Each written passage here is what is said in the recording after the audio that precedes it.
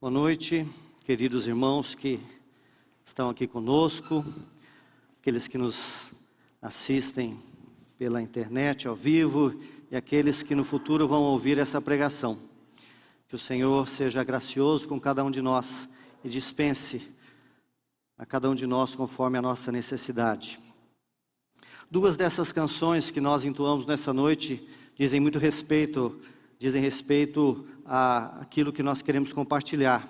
Nós cantamos que como é bom saber que o Senhor está conosco, como é importante saber e ouvir a voz de nosso Deus a falar ao nosso coração. Não temas, pois eu te escolhi. Sei que é difícil, mas confia em mim. E também nós cantamos que se nós estamos cercados pelo medo, a forte mão do nosso Deus nos guiará. E nós queremos falar nessa noite sobre consolação. Haverá um dia, e eu convido os irmãos a abrirem então as Escrituras, em 2 Coríntios, no capítulo 1, nós vamos fazer a leitura dos versículos 3 a 11. Carta do apóstolo Paulo aos Coríntios, segunda epístola, capítulo 1, dos versículos 3 a 11.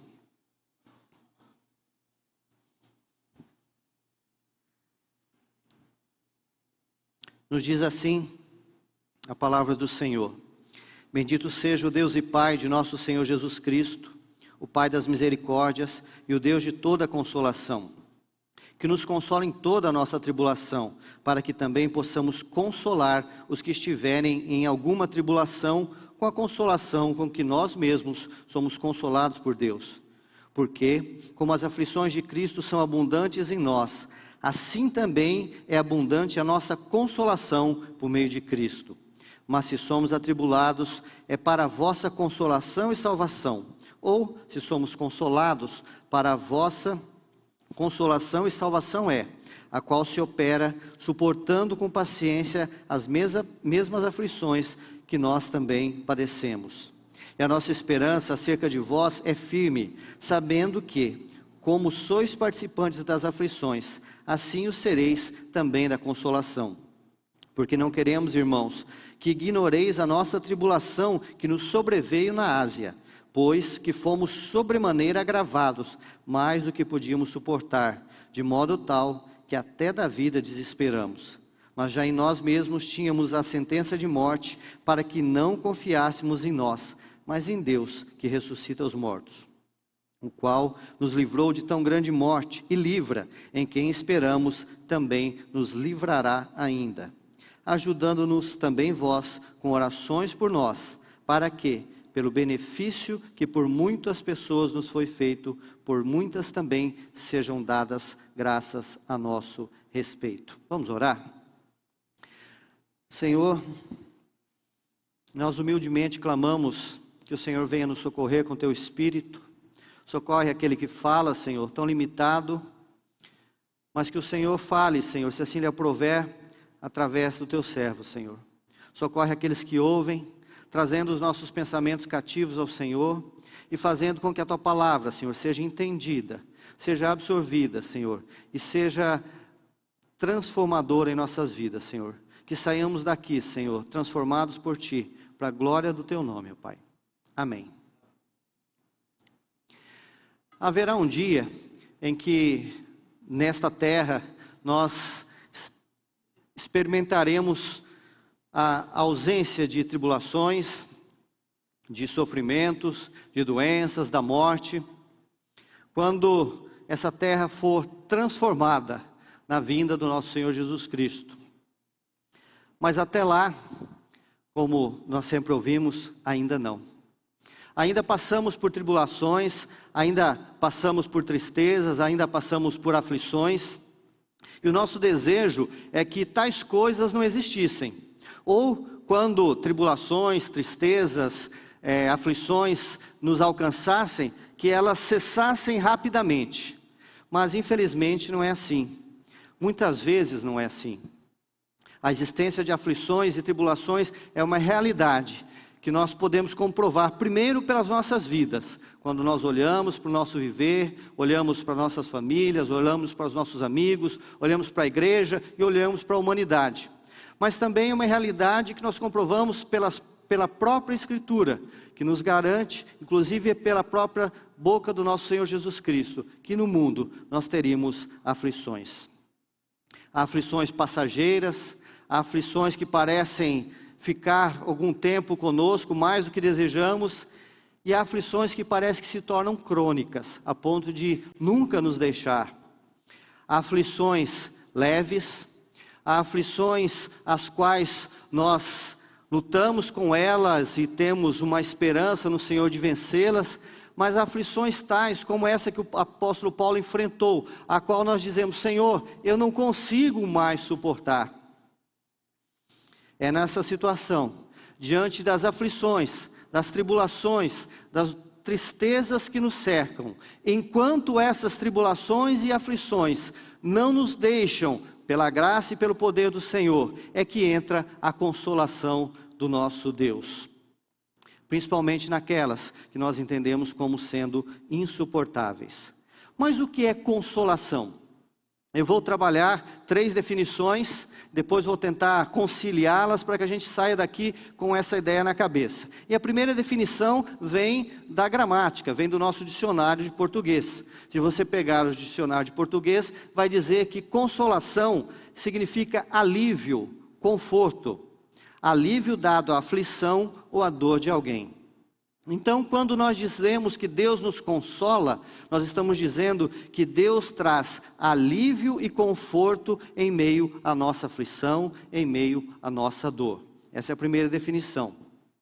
A segunda definição eu vou dar a partir da palavra original no grego que é utilizada nesse texto, tá? Aqui consolação é a palavra parakleseus e é utilizada 10 vezes. Tá? E parakleseus significa estar ao lado de. E não apenas como vocês estão sentados um ao lado do outro. Também tem esse significado de proximidade física. Mas acima de tudo, parakleseus significa uma postura ao lado de alguém. Tá? É quando numa discussão você diz: de que lado que você está? Ou num jogo, que time você é? Então, o parakleseus é aquele que está no seu lado, está no seu time. Parakleseus vem da palavra paráclito, que nós já conhecemos e já ouvimos tantas vezes. Paráclito, traduzido também como advogado, como ajudador, como assistente, é aquele que, estando ao seu lado, ele advoga a sua causa. Ele tem um real interesse no seu bem e na sua vitória. Paráclito, nós também sabemos, é a palavra que Jesus se refere ao Espírito Santo em João 14, 15 e 16, que também é traduzida como Consolador. E é extremamente interessante que aquele texto de João capítulo 14, 15 e 16, quando Jesus vai falar da vinda do Consolador, do Espírito Santo, daquele que estaria ao lado dos discípulos e também de cada um de nós depois da partida de Cristo, e ali Jesus vai falar a respeito da perseguição, a respeito das lutas que enfrentariam. Jesus começa no capítulo 14, versículo 1, dizendo: não se turbe o vosso coração. Na verdade, aquele ensinamento de 3 capítulos a respeito do Espírito Santo já é em si uma palavra de consolação.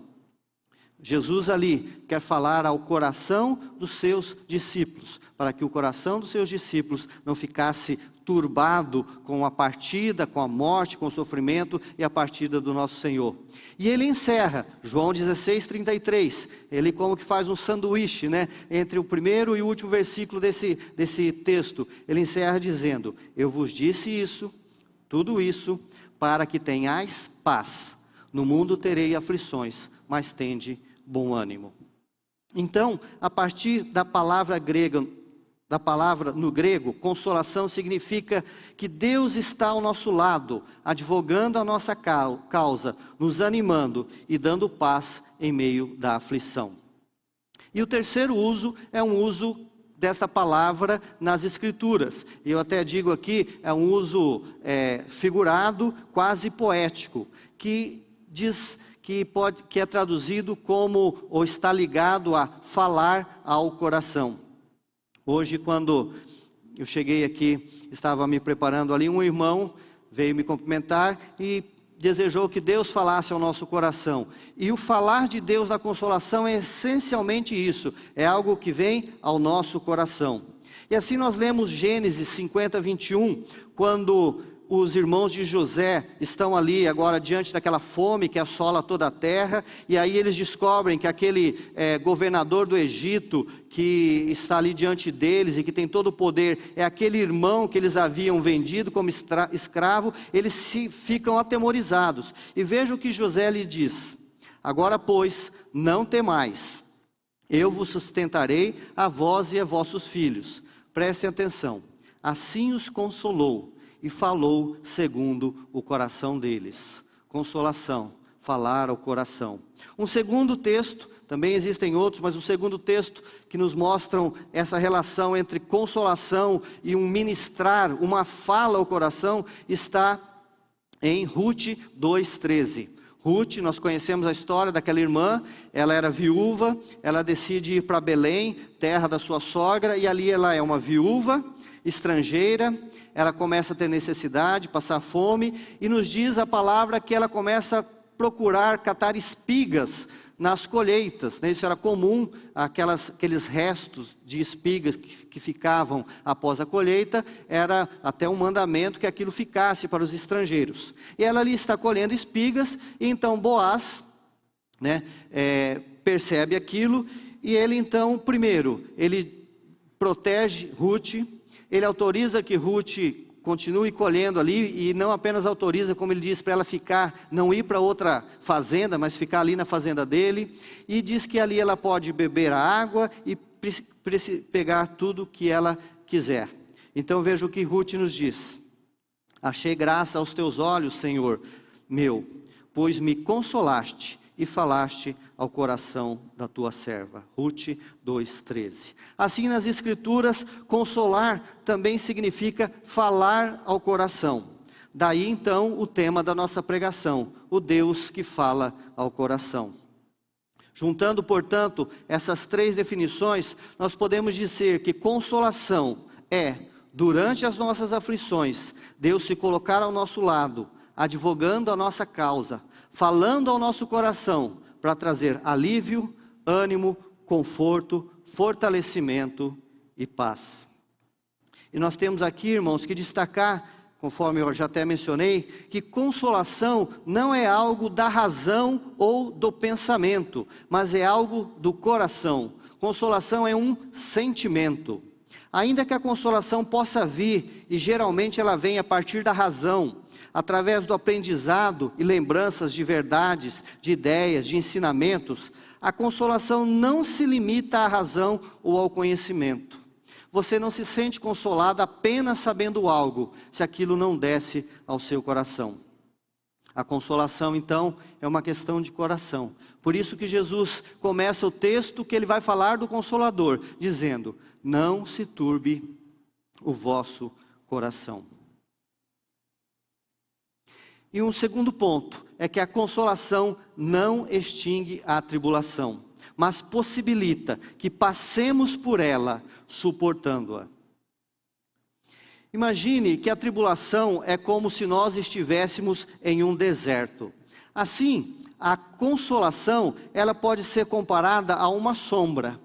Quando você encontra uma sombra no deserto, você continua no deserto, mas aquela sombra te traz um alívio, e te proporciona ali um descanso, para você continuar ali mais um dia, mais uma hora, mais um tanto.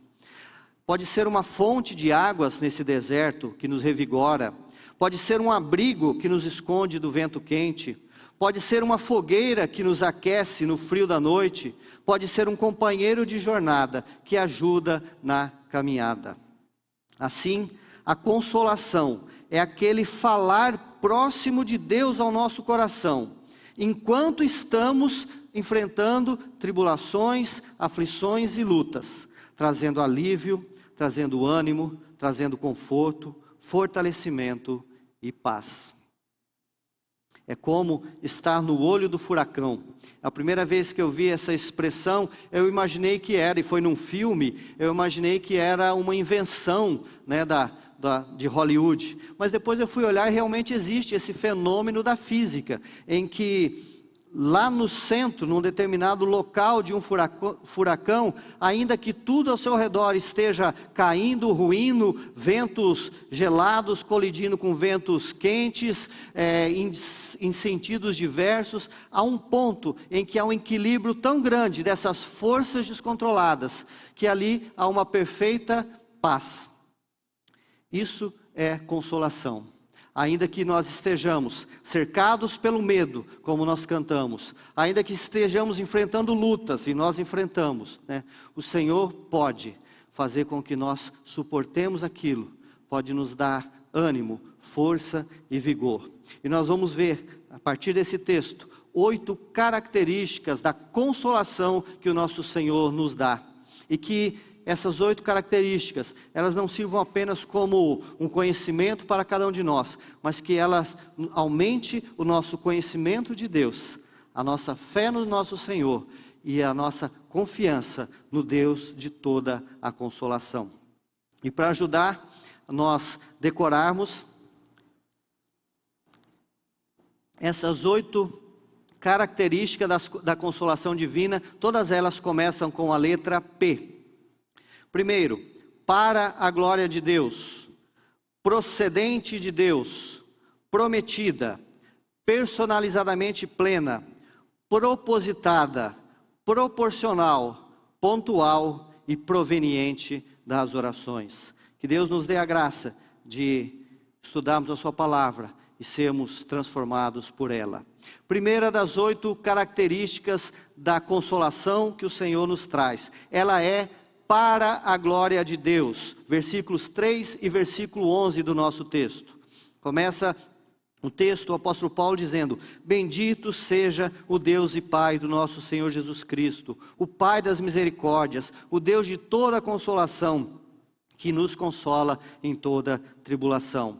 E depois no versículo 11, Paulo nos diz: ajudando-nos também vós, com orações por nós, para que pela mercê que por muitas pessoas nos foi feita, por muitas também sejam dadas graças a nosso respeito.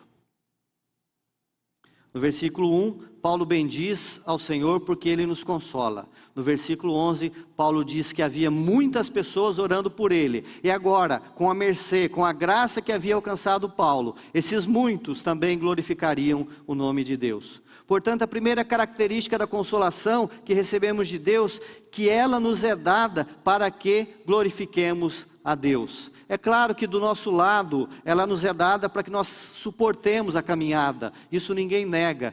Mas do lado e a partir do objetivo de Deus em relação a tudo que Ele faz, porque tudo que Deus faz é para a sua glória, Ele nos consola para que, consolados pelo Senhor, nós glorifiquemos o nome do nosso Senhor. E aqui fica a primeira aplicação a cada um de nós. Você tem glorificado a Deus pela consolação que você tem recebido nas aflições e lutas pelas quais você tem passado? Será que nós temos sido como aquele leproso que, curado da sua doença mortal, ele voltou para o Senhor e agradeceu pela cura? Ou nós somos como os outros 9 leprosos que seguiram a sua vida de ingratidão? Será que você é um bom pedinte, mas um péssimo agradecedor? Será que a sua boca é ágil e disposta à petição, mas é lenta e preguiçosa para o louvor? Sabendo dessa tendência de ingratidão que há no nosso coração, Paulo nos adverte em Colossenses 3,15, sede agradecidos. Em 1 Tessalonicenses 5,18, Paulo repete, em tudo dai graças, pois essa é a vontade de Deus. E o salmista, que também conhecia o seu coração tendente à ingratidão, ele pregou para a sua alma, bendize a minha alma ao Senhor, e não te esqueças de nenhum dos seus benefícios. Que possamos examinar e vigiar o nosso coração, para não nos esquecermos dos benefícios de Deus, inclusive e especialmente, porque é o foco da nossa pregação nessa noite, não nos esquecemos de louvar ao Senhor pela consolação que Ele nos traz em meio das nossas aflições. Que as ações de graças sejam proporcionais aos pedidos e que a adoração seja proporcional à petição. Amém? Primeira característica, ela então é para a glória de Deus. Segunda característica da consolação, ela é procedente de Deus. Nos diz o versículo 3, o Pai das misericórdias e o Deus de toda consolação.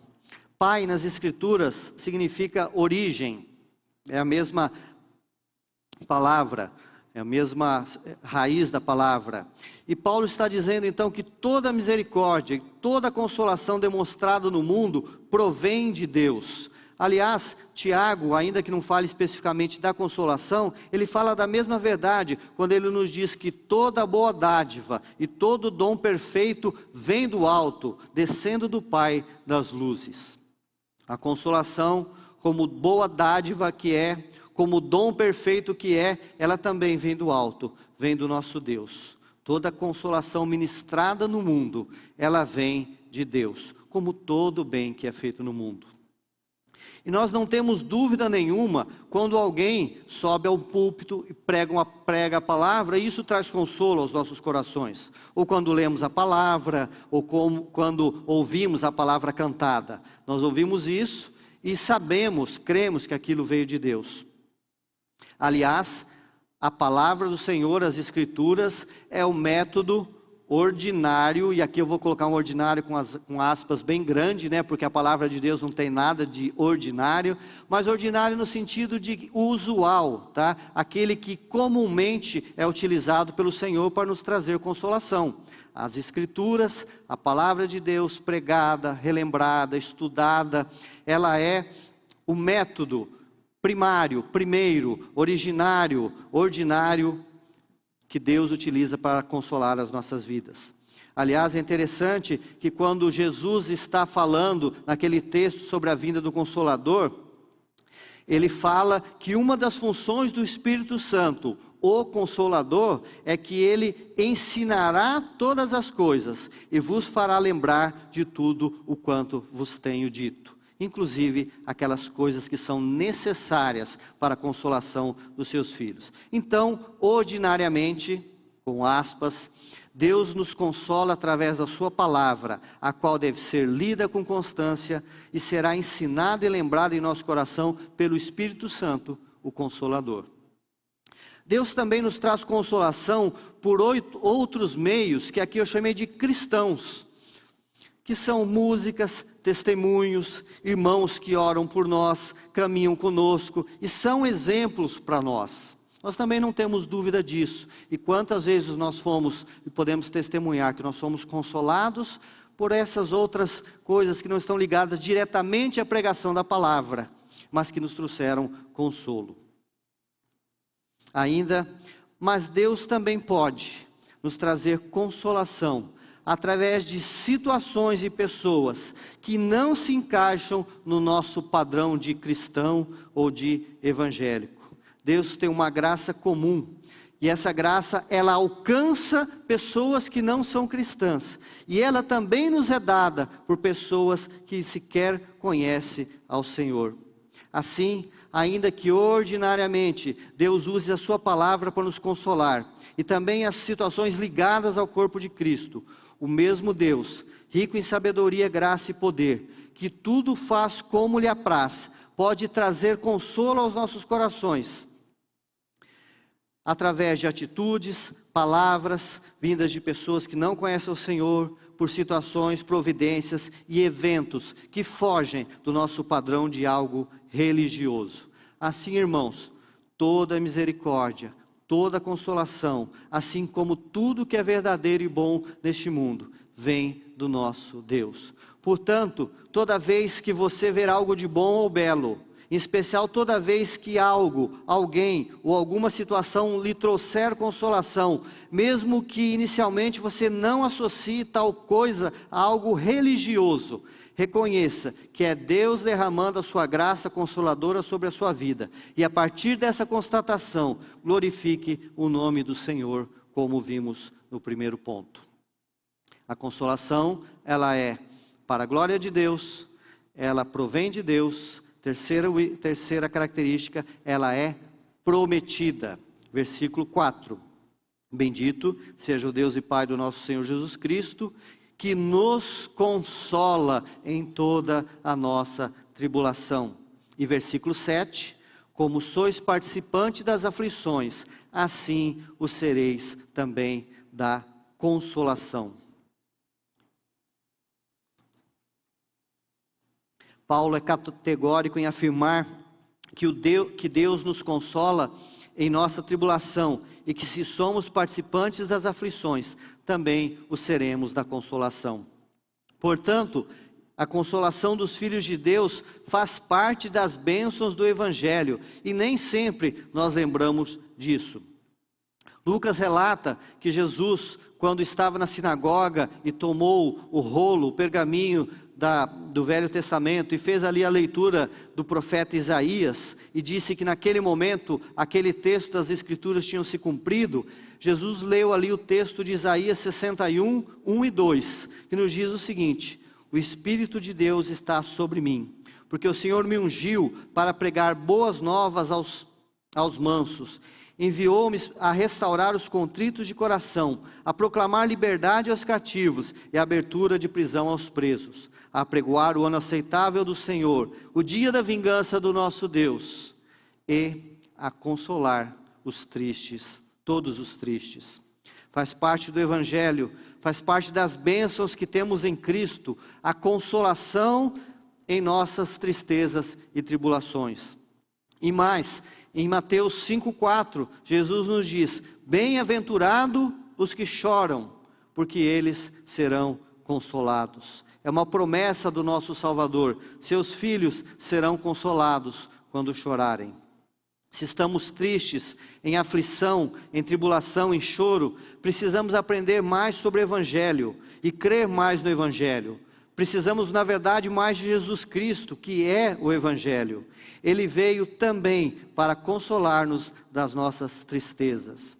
Em nossa peregrinação para o lar, para aquele lugar onde não haverá dor, não haverá morte, não haverá tristeza, nós não somos abandonados no deserto, como se estivéssemos por conta própria. Mas o próprio Deus, através do Espírito Santo, o Paráclito, o Consolador, se coloca ao nosso lado, sendo sombra, água, alimento, proteção, frescor e vigor, para que possamos suportar a caminhada, a peregrinação no deserto. Jesus veio, entre tantas outras coisas, entre tantas outras bênçãos, Ele veio consolar os tristes e os que choram. Por isso, a terceira característica da consolação, ela é prometida.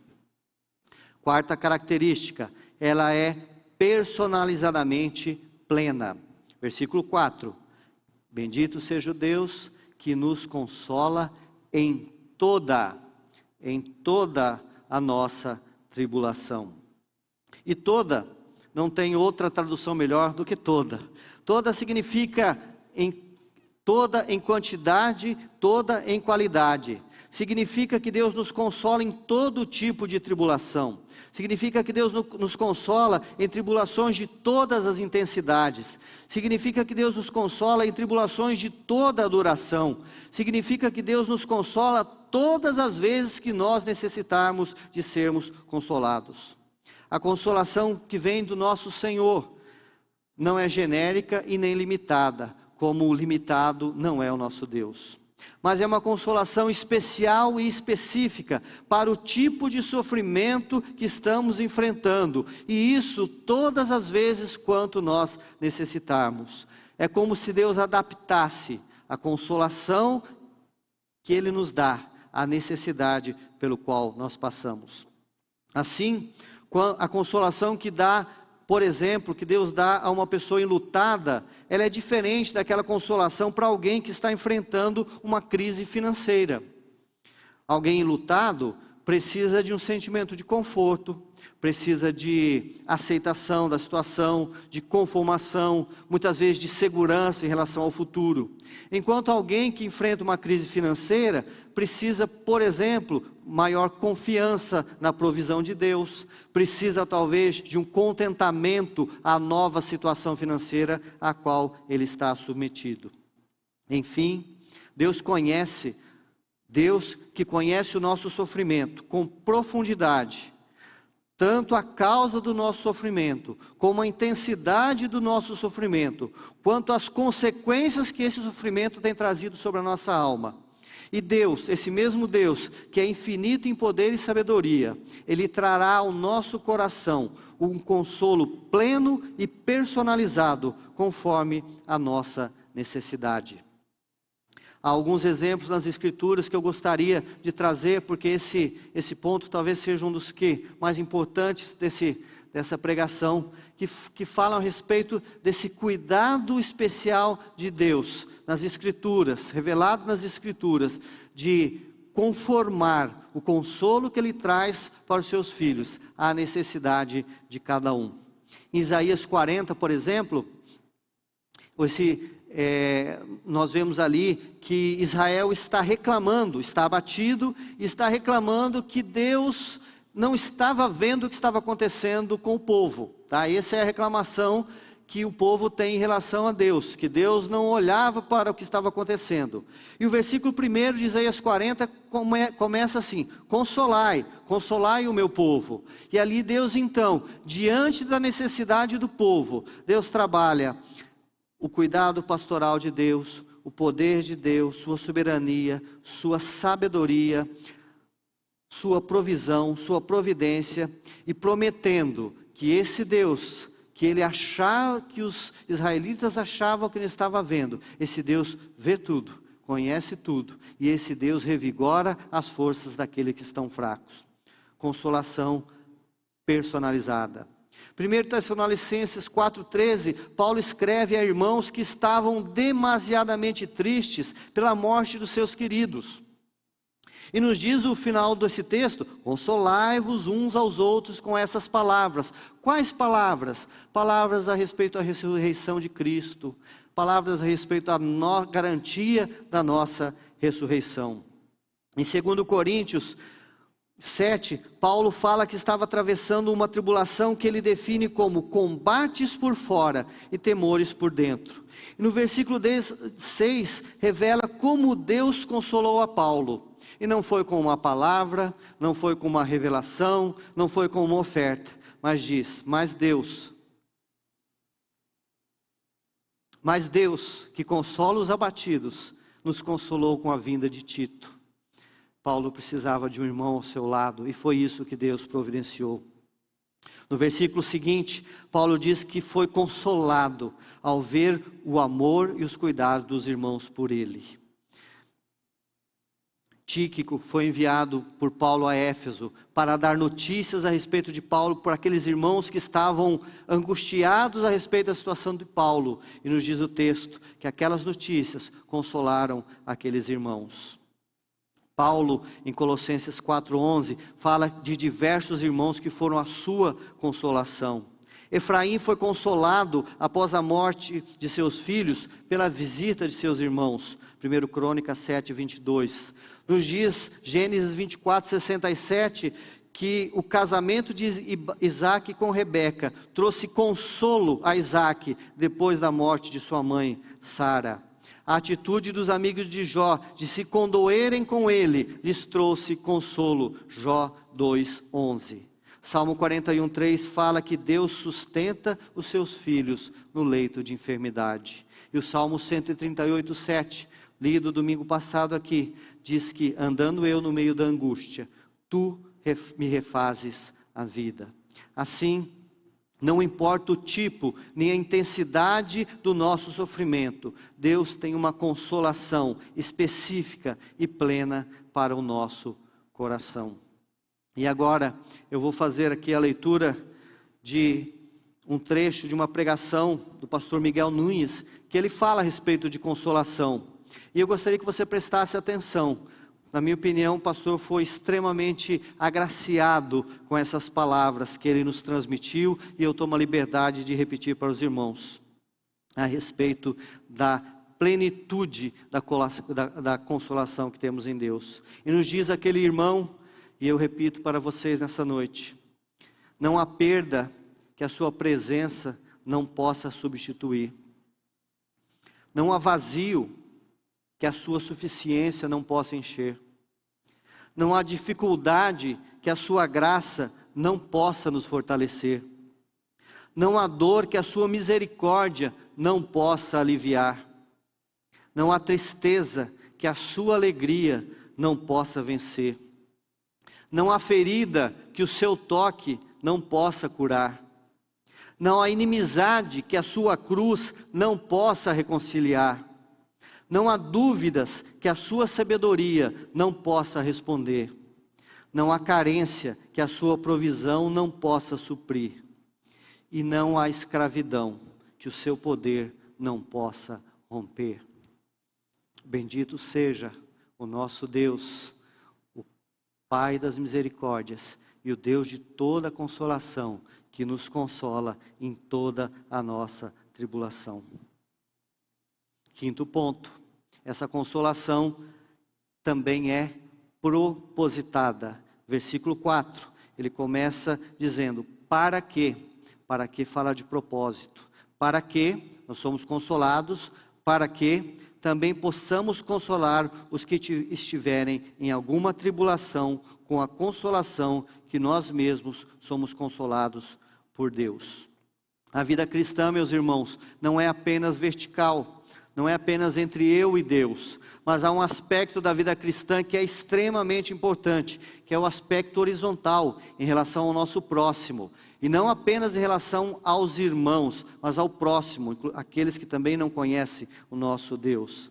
Assim, em relação à consolação que recebemos de Deus, ela nos é dada para que passemos para a frente, para que possamos consolar os que estiverem em alguma tribulação. Deste modo, nós temos um chamado para sermos pessoas consoladoras, uma vez que somos consolados por Deus. Barnabé era chamado de José das Consolações. Que Deus nos dê a graça de termos um apelido como esse, né? Termos um apelido de sermos consoladores. Esse é o nosso chamado, para que consolemos aqueles que sofrem com a consolação que recebemos do nosso Senhor. No versículo 6 que lemos, Paulo percebe e ensina que a sua tribulação iria refletir diretamente na vida dos irmãos de Coríntio, trazendo consolação e salvação. Se você olhar o texto aí, ele fala, se somos atribulados, é para o vosso consolo e salvação. E se somos consolados, é para a vossa salvação e consolo. Paulo tinha uma visão muito clara, que o trabalhar de Deus não é em um órgão, ainda que seja através de um órgão, o trabalhar de Deus sempre tem um aspecto de corpo. Nunca é a respeito apenas de você, mas é a respeito do corpo do qual você faz parte. E mais, o versículo 4 nos diz que a consolação que nós podemos oferecer aos sofredores, ela não é fruto da nossa capacidade, nem da nossa piedade, mas ela é um repassar daquilo que recebemos de Deus, para que possamos consolar os que tiverem alguma tribulação, com a consolação que nós mesmos somos consolados. Que Deus nos dê a graça de, quando estivermos em aflições, enxergarmos além das aflições e além da nossa pessoa.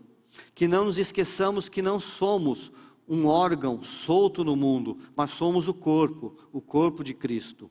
Que primeiramente, no meio da tribulação, enxerguemos a Deus ao nosso lado, defendendo a nossa causa, nos aliviando e nos fortalecendo. Mas que também enxerguemos o próximo, que poderá ser abençoado através das nossas aflições, ao receber de nós o consolo que nós recebemos de Deus. Sexta característica, essa consolação, ela é proporcional. Versículo 5 e versículo 7.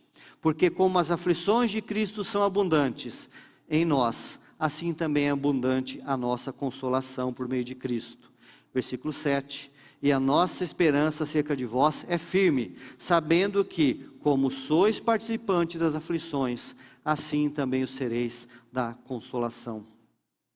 Eu já vi pessoas passando por determinada aflição e fiquei pensativo se eu seria um dia capaz de enfrentar uma situação parecida com aquela. E já vi muitos irmãos expressando um pensamento como esse. Se seriam capazes de enfrentar determinada situação. Mas as Escrituras revelam que a consolação que recebemos, ela é proporcional às aflições pelas quais passamos. Nos diz o texto que se as aflições são abundantes, abundante é a consolação. Assim como também é a consolação. Assim como a aflição, assim também a consolação. Versículos 5 e 7. Trata-se então de uma consolação proporcional. E assim, como ouvimos de alguns irmãos temerosos a respeito da possibilidade de enfrentar aflições, é muito maior, e louvado seja o nosso Deus por isso, o número de irmãos que testemunham o quanto Deus trouxe consolação em momentos de terrível aflição, nas quais eles pensavam que não iriam suportar. Mas Deus trouxe a consolação suficiente. Jeová Jireh proveu a consolação, nem mais nem menos, a consolação necessária. A questão, portanto, não é a nossa força, mas a força do nosso Deus. A questão não é o tamanho da nossa aflição, mas o tamanho do nosso Deus. Ele é o Pai da misericórdia, o Deus de toda a consolação, absolutamente toda a consolação. Que possamos buscar mais o Senhor, conhecê-lo mais e melhor, e assim confiarmos mais na sua pessoa. Que possamos entregar as aflições de hoje nas mãos dele, o qual nos dará a consolação necessária e suficiente para hoje. Quanto ao amanhã, deixemos nas mãos daquele que já está lá no amanhã, porque nós sequer sabemos se amanhã nós estaremos no amanhã. E mais, se o dia nascer novamente para nós, e o sol raiar sobre a nossa vida, e alcançarmos esse amanhã, lembremos do texto de Jeremias: as misericórdias do Senhor não têm fim, elas se renovam a cada manhã. Não nos faltará misericórdia e consolação para o novo dia, não faltará consolação para a nova tribulação, seja ela da intensidade e duração que for, porque a nossa consolação é proporcional à nossa tribulação.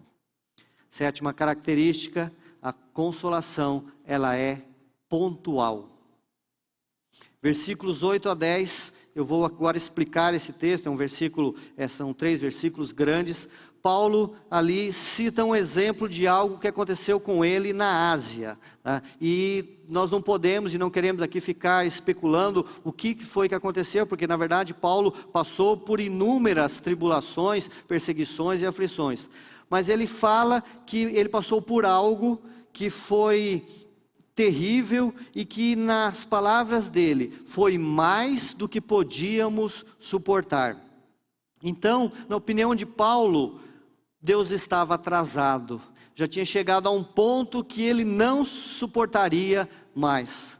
Mas o próprio texto nos diz, versículo 10, que Deus livrou-nos de tão grande morte. E mais, o próprio Paulo diz: livrou-nos, livra e também nos livrará ainda.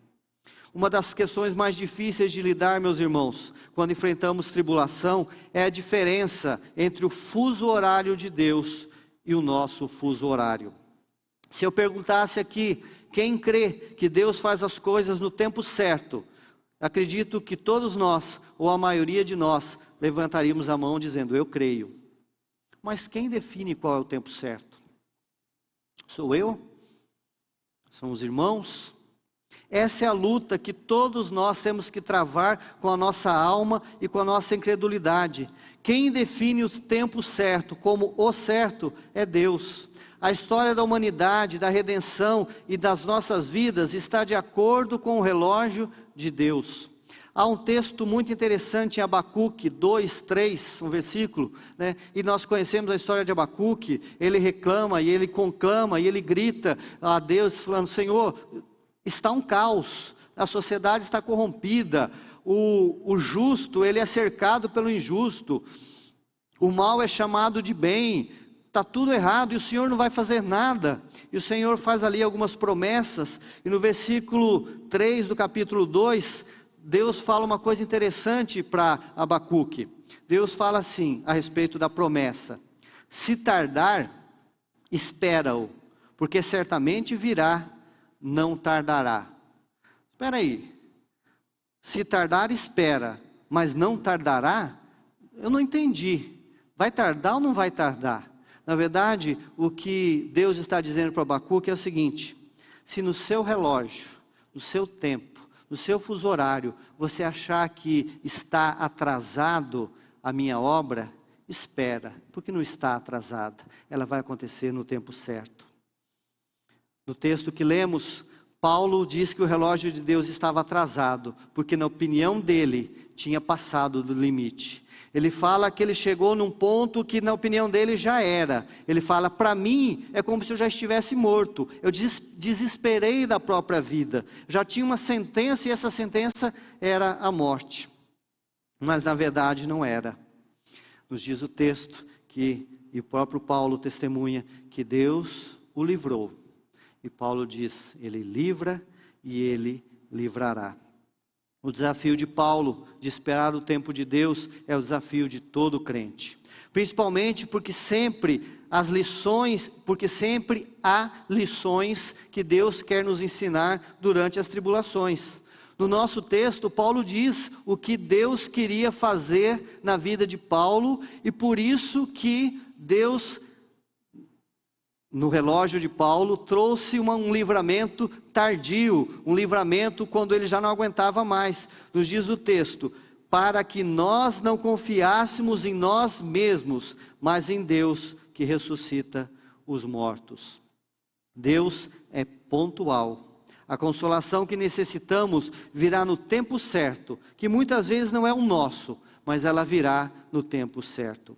Que a nossa fé no Senhor aumente nessa noite, para crermos de coração que a consolação em nossas tribulações virá sim, no tempo que nós necessitamos, nem adiantada, nem atrasada, mas na hora exata. E então, como Paulo, nós possamos dizer confiantes, o Senhor nos livrou, o Senhor nos livra e o Senhor nos livrará.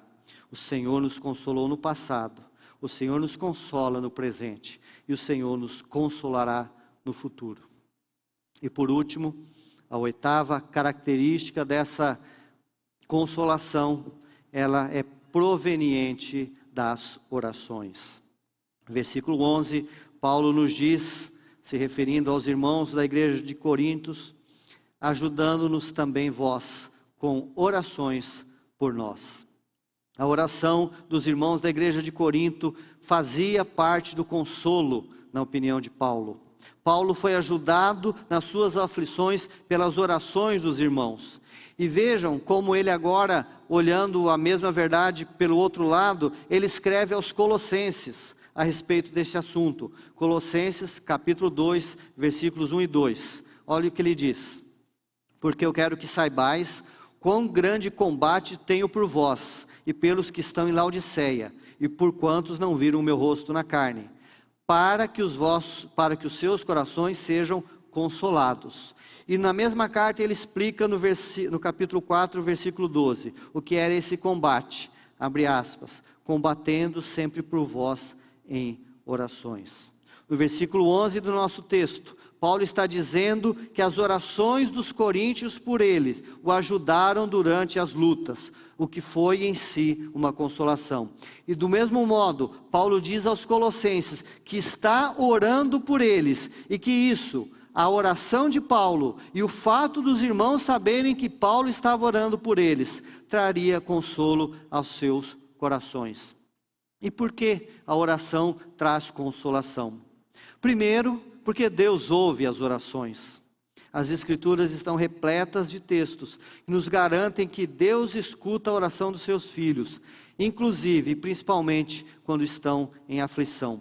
Assim, quando nós oramos por nós, pelos irmãos que estão em tribulação, estamos lançando sobre Deus a questão, o qual agirá conforme a sua vontade, o seu poder, a sua bondade, sua misericórdia e sua sabedoria.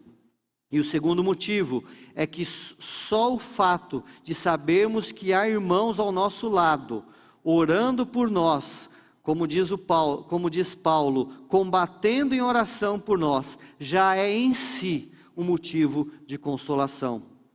Algum tempo atrás, um irmão me procurou para compartilhar uma luta árdua e bastante demorada que ele enfrentava. E geralmente a minha reação é despejar textos bíblicos, conselhos, dar soluções. Mas naquele momento, por algum motivo, Deus deu uma graça e eu me calei, apenas ouvi. E ao final daquela conversa, nós nos abraçamos, nós choramos, oramos juntos, e eu disse que continuaria orando por ele. E ao final ele me disse: isso é tudo que eu preciso, saber que Deus tem alguém lutando ao meu lado em oração. Que em nossas tribulações nós possamos ter humildade para abrir a situação para os irmãos, para contarmos com a consolação que vem da oração dos irmãos por nós. E que nas tribulações dos nossos irmãos possamos ter um coração de intercessor para sermos instrumentos de consolação nas mãos do nosso Deus. Que essa palavra seja em si consolação para aqueles que estão passando por tribulações, dando ânimo, esperança e fortalecimento. Que lembremos que a consolação do nosso Deus, ela é para a glória de Deus. Por isso louvemos ao nosso Deus quando formos consolados por Ele.